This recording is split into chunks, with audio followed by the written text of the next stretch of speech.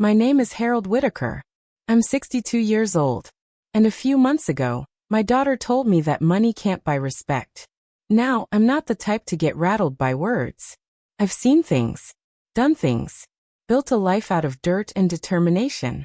But the way she said it, so smug, so dismissive, like I was some outdated VHS tape in a world of streaming platforms. It hit me in a way I didn't expect.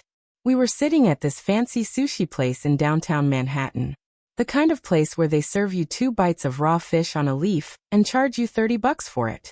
I was in town visiting Rachel, my only daughter, my pride and joy, and I figured we'd grab dinner, catch up, maybe talk about life. Instead, I got a lecture on how I don't understand the new economy. She said things like, "Respect isn't earned through money anymore, Dad. It's about culture, leadership, emotional intelligence." I nodded, trying not to roll my eyes. But then she laughed. Not a small laugh, one of those dismissive ones. The kind that says, "You don't get it. You're irrelevant." And then the cherry on top. "Money can't buy respect, Dad." I just looked at her. I didn't argue. Didn't raise my voice. I smiled. But inside, something shifted.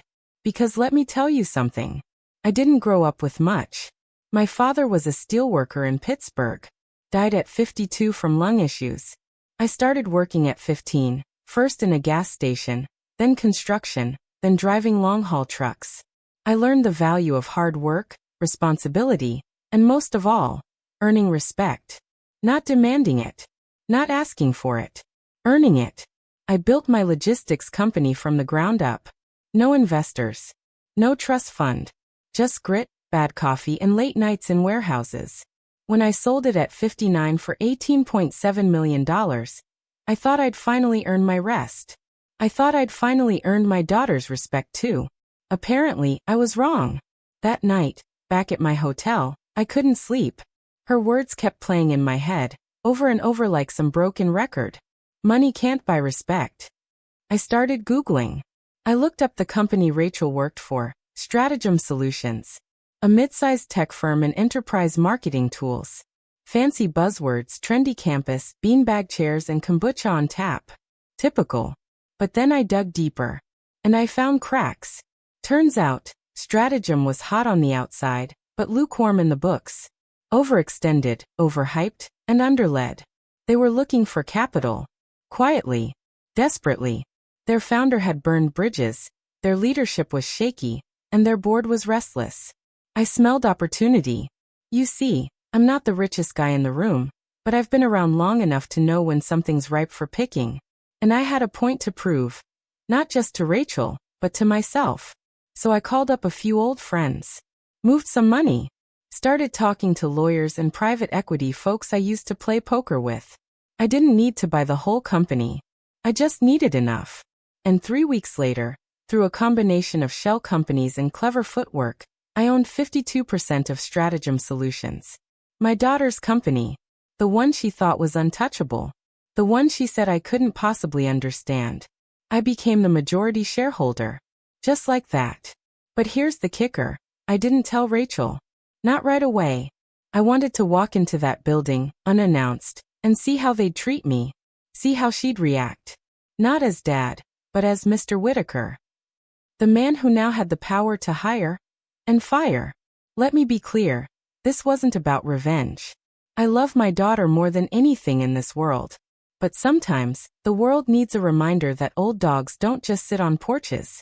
Sometimes we still bite. And this old dog, walking into Stratagem Solutions for the first time was like stepping onto the set of a Netflix tech drama. Glass walls, neon signs with motivational quotes like, "Hustle harder," and "Fail fast, learn faster." Everyone was young, too young. A sea of hoodies, noise-canceling headphones, and oat milk lattes. I didn't dress to impress. No suit, no tie. Just jeans, a clean shirt, and a leather jacket I've owned for 20 years. I looked like a delivery guy. And judging by the way the receptionist gave me the side eye, she thought the same. "Can I help you?" she asked, barely looking up from her phone. I smiled. "Yeah. I've got a 10 a.m. with Mr. Landon Pierce." She blinked. "You're Mr. Whitaker."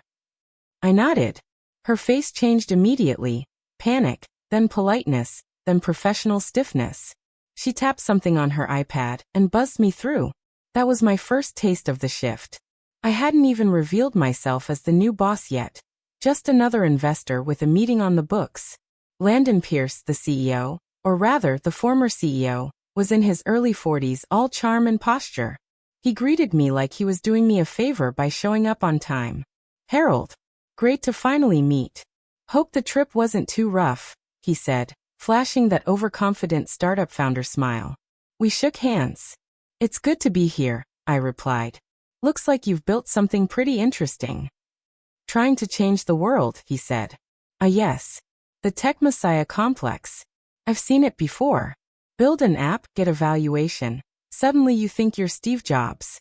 We got to talking. Numbers, projections, capital infusion, blah blah blah. He went on for 15 minutes about vision and culture and synergy. Words that sound smart until you realize they mean absolutely nothing. Then I dropped the bomb. "Landon, I think there's been a bit of confusion. I didn't come here today to invest." He blinked.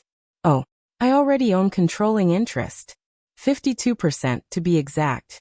Bought it up through 3 private entities over the last 2 weeks. The board signed off last night."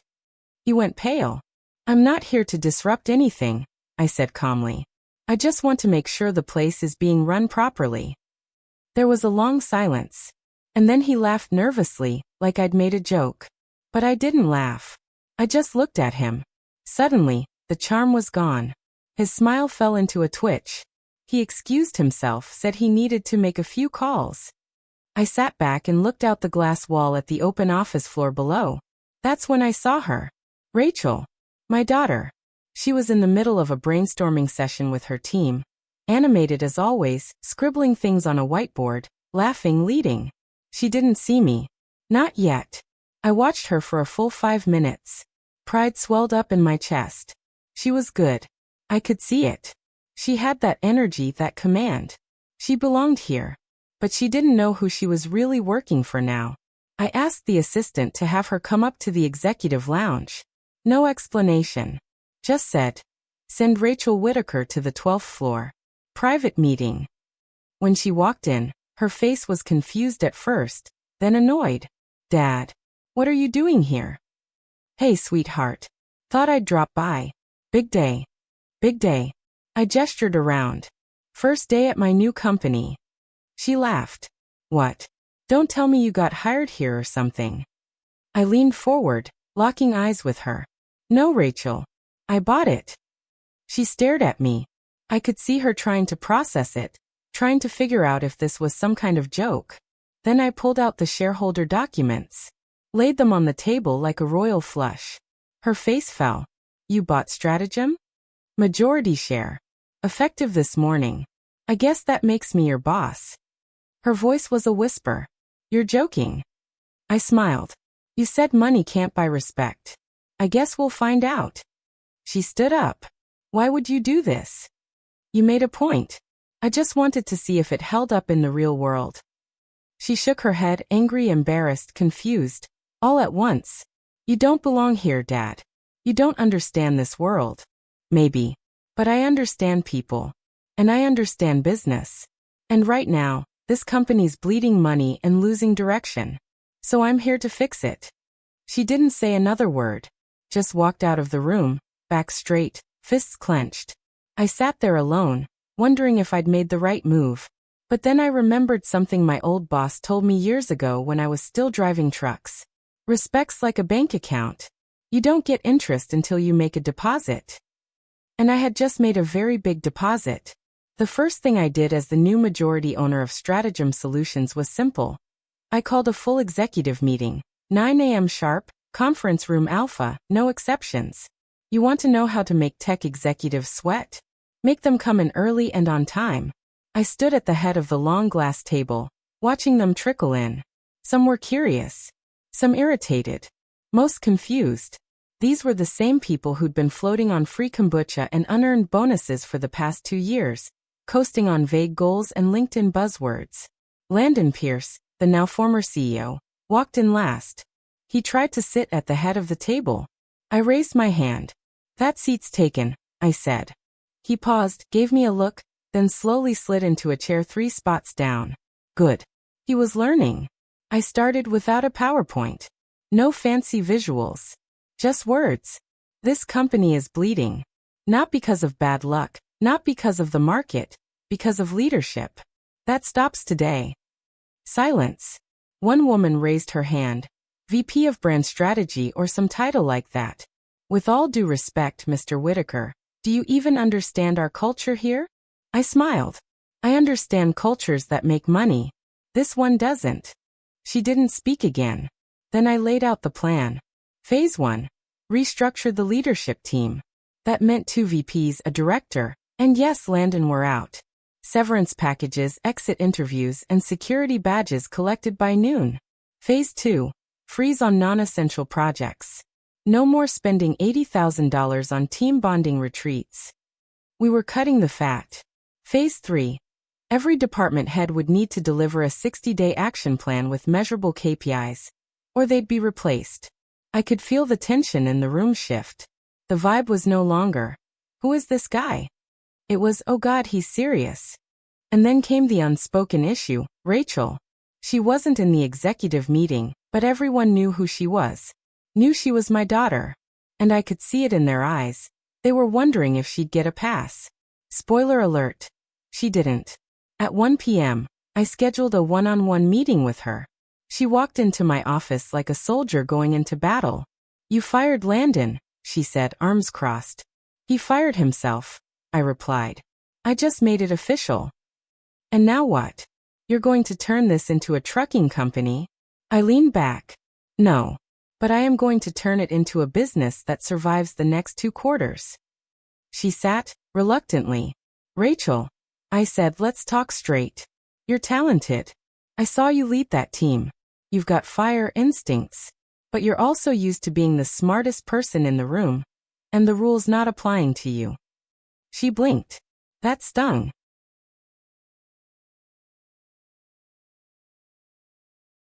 I don't want your job, she said. Good, I replied. I'm not offering it. I'm offering accountability. I pulled out a report, marketing campaign performance over the last 6 months. The numbers were flat. ROI was dipping. Conversions down 12%. But her team's spending was up 30%. She looked at the paper, then back at me. So what? You're going to fire me too. I paused. And that was the moment. The moment where I had to decide. Am I her father, or her CEO? I'm giving you 60 days, I said finally. Same as everyone else. Show me results, or I bring someone else in. Her eyes widened. You're serious? As a heart attack. We sat in silence for a few seconds. Then she stood up, straightened her blazer, and nodded. Fine. Challenge accepted. She left the room, jaw clenched. And I'll be honest, I didn't feel proud. I felt conflicted. But I knew it was the right call. You see, in business, playing favorites gets people killed. Figuratively speaking, of course. But letting someone coast because they share your last name? That's not leadership. That's cowardice. Later that day, HR came to me with concerns. Some employees were upset. The Slack channels were full of chatter. What's with the cowboy? Who does this guy think he is? This isn't the stratagem we built. I told HR what my old crew boss once told me on the oil rig. You don't rebuild by asking permission. You rebuild by getting to work. And that's what we did. Over the next 2 weeks, things got lean. Long lunches turned into working lunches. Happy hours turned into strategy sessions. People started staying late. Not because they were told to, but because now their work actually mattered. And Rachel? She didn't complain. She didn't ask for favors. She worked harder than I'd ever seen her work. She cut 2 underperformers from her team. Relaunched a pilot campaign in 3 days flat. She even walked into my office one night at 8 p.m. and asked for more budget. But this time, with numbers to back it up. I gave it to her. Not because she was my daughter, but because she earned it. By week 4, things were changing. And people were starting to notice. I wasn't just the old man who bought the place. I was the man turning it around. And Rachel? She wasn't just the boss's daughter anymore. She was becoming something else entirely. Someone I hadn't seen in a long time. Someone I could finally respect. By the 5th week, Stratagem didn't feel like the same company anymore. The air was different. You could feel it, from the way meetings started on time, to how teams stopped hiding behind buzzwords and started talking results. The free snacks were still there, but now no one had time to hover around the kitchen debating oat milk brands. People were working again. And leading that charge? Rachel. I watched her from a distance, never interfering, just observing. She wasn't just meeting expectations, she was smashing them. She reorganized the digital ad team from the ground up, launched a new campaign targeting mid-sized B2B clients instead of chasing flashy but flaky influencer brands. The campaign went live Monday. By Thursday, we had a 17% increase in demo requests. And that wasn't even the best part. She started mentoring junior staff. People looked to her now, not because of her name, but because of how she worked. Clear, direct, no nonsense. The old Rachel, the one who rolled her eyes at my trucker stories and told me I was too old school, was gone. In her place was a leader, a real one. And it didn't go unnoticed. One afternoon, our new CFO knocked on my office door. A sharp guy I'd brought in from my old network. Name's Calvin Marks. Ex-Navy, all numbers, no fluff. He handed me a sheet of paper. These are your top 3 departmental turnarounds. Marketing's at the top. Guess who's responsible? I looked at the name. Rachel Whitaker. He raised an eyebrow. She's good, Harold. Like, CEO good. I leaned back in my chair. Yeah, I know. That night, I sat in my home office, dim light, jazz playing low, whiskey in hand, and stared at the company's org chart. CEO? Vacant. Interim me. Under that, every VP, every department. I kept glancing at her name. Could she really do it? Was I ready to let go? Was she ready to take over? The next morning, I called her into my office. She came in with a laptop under her arm, already mid-sentence about A/B testing numbers. I held up my hand. Sit. She frowned. What's going on? I want to talk to you, not as your father, as the owner of this company. She tensed up. I'm not here to evaluate your last 60 days, I said. You've already proven yourself. This is about the next 600. Her eyes narrowed. Curious. You know we need a permanent CEO, I continued. Someone who understands the culture, but also knows how to keep it accountable. Someone who's earned the respect of the team, and knows what the company can be, not just what it is. She nodded, cautious. So I'm offering you the position. Silence. A long, heavy silence. You want me to be CEO? I do. She leaned back, her expression unreadable. Is this because I'm your daughter? No, I said firmly. It's in spite of that. She looked at me, really looked at me, and for a moment, I saw her as a child again. 7 years old, wearing my oversized work gloves, pretending to run a company from the front yard. Then I blinked, and there she was, 27, confident, capable, and more than ready. But what if I fail? She asked quietly. I smiled. Then you'll learn. And then you'll try again. That's how I did it. She stared at the ceiling for a second, exhaled, then met my eyes. Okay, I'll do it. But on one condition. Name it. You step back. No hovering. No second guessing. You hand it over for real. I laughed. You drive a hard bargain. I'm serious. So am I. We shook hands. And in that moment, something shifted between us. The invisible wall that had been there, the one built by years of assumptions, pride, hurt feelings, it crumbled. I wasn't just her father anymore. I was her predecessor. That week, we announced the transition to the company. There were murmurs, of course. Nepotism concerns. Skeptical eyes. But when Rachel stood up at the all-hands meeting, she didn't stumble. She didn't use buzzwords. She laid out a 12-month roadmap in bullet points. Explained what she expected from the team. What she expected from herself. And then she said something that hit me hard. Some of you might think I got here because of my last name. Maybe I did. But I'm staying here because I've earned it. And if I ever stop earning it, you should replace me. The room was dead silent. Then came the applause. I stood at the back, arms folded, heart full. Turns out, respect isn't something you can buy. It's something you build, brick by brick. And my daughter? She just laid the foundation for something bigger than both of us. Some men leave behind wealth. Others leave behind buildings with their names on them. Me? I wanted to leave behind something that couldn't be measured in dollars or square footage. I wanted to leave behind clarity about who I was, who my daughter had become, and what it really meant to earn respect. It's been 6 months since Rachel took over as CEO of Stratagem Solutions.